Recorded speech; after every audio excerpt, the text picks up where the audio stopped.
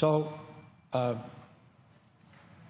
President, if there is objection, and I note the senator from Kentucky on the floor, I will say before I read this, if there is objection, you are achieving the objectives of Vladimir Putin. You're achieving the objectives of trying to dismember this small country that has already been the subject of attempted coup. I have no idea why anyone would object to this, except that I will say, if they object, they are now carrying out the desires and ambitions of Vladimir Putin, and I do not say that lightly.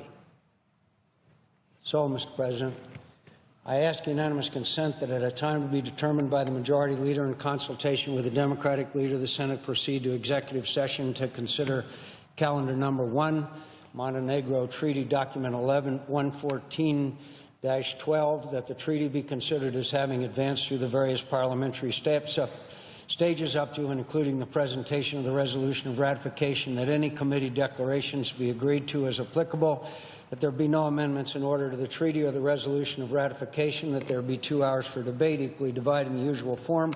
Upon the use of yielding back of time, the Senate proceed to vote on the resolution, that any statements be printed in the record as if read, that if the resolution of ratification is agreed to, the motion to reconsider be considered made and laid upon the table, that the President be immediately notified of the Senate's action, that if the resolution is not agreed to, the treaty will be returned to the calendar, and that there be no motions or point of order in order, and a motion to reconsider, and then the Senate then resume legislative session.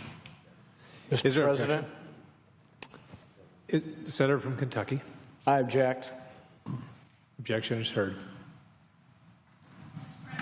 Mr. President, I note the senator from Kentucky leaving the floor without justification or any rationale for the action that he has just taken. That is really remarkable, that a senator blocking a treaty that is supported by the overwhelming number, perhaps 98 at least, of his colleagues, would come to the floor and object and walk away. And walk away. The only conclusion you can draw when he walks away is he has no argument to be made.